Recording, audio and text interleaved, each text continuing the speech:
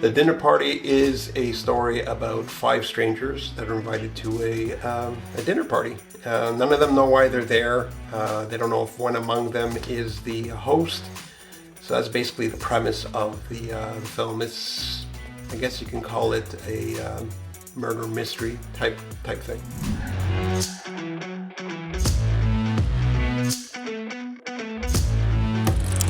I was trying to put together a feature film, and I wanted to have something that I could easily film in a very, few locations.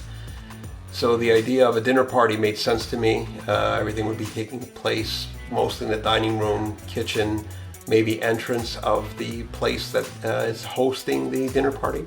So that's pretty much what I was looking for, something that would be easily filmed in a very short period that wouldn't be too time consuming.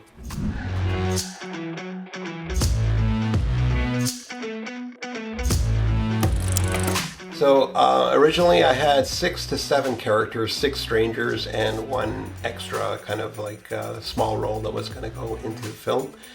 So I wanted them to each have obviously a different personality. They are strangers, so they did not know each other. And therefore, I made sure that each person had a trait that, one of them was going to be a social media darling. The other one was going to be kind of like a gigolo type character. One of them was going to be nerdy. So I just kind of was going to try and make sure that all the characters were different. I also tried to not have any ethnicities in there, no ages.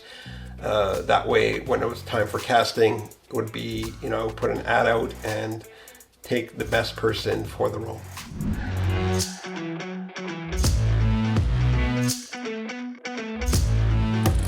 Well, the film was done in 2 days. So what I really wanted them to take away from this is that you're able to put together something of quality from acting as well as from the technical side in a very short period of time.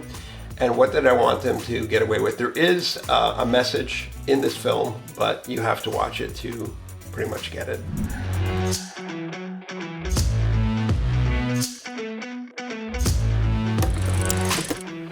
The limited resources did, make it so that I had to be more creative. Obviously, if we had, 50 times the budget of 0, that would mean probably I'd have like $50. $50 would probably buy a little bit more food for the people.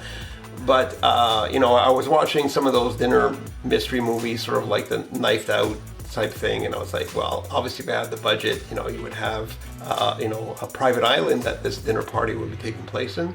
So I filmed it all at my place. So we had to, move things around, put stuff into one room. Had to be very creative on how we're going to be shooting this. So it does definitely open up the creativity when you're limited in resources.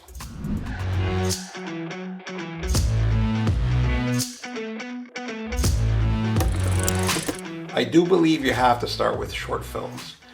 And for short films, I kind of go away from the skit type thing, which means it's just a one scene. I try to make sure that my short films do have an Act 1, Act 2, and Act 3. Just that you're trying to compress it in as little time as possible. What that did for me when doing my feature is that when you're doing a short film, you're doing a lot of editing. You're cutting out a lot of footage to make sure that it's a short film.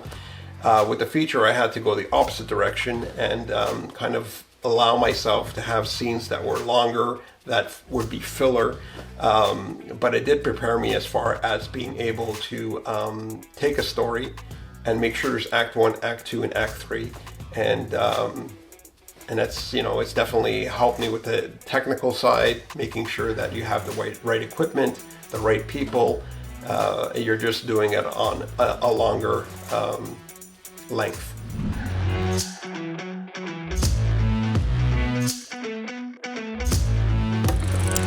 Just finished a short film right now, which is going into the festivals. Aberration. That was Aberration Deja Rev is what it's called. And this film, well, it was based on a dream that I had several years ago and just never got around to filming it. So we're pushing that right now for the film festivals. I do have a few music videos that I'm planning to put together for some of the songs I've written. And I do have a few projects that I would like to get up. They're 2-minute short films, so they're going to be another challenge to try and put together, you know, Act 1, Act 2, and Act 3 in a 2-minute film. So I'm looking forward to trying to get those developed.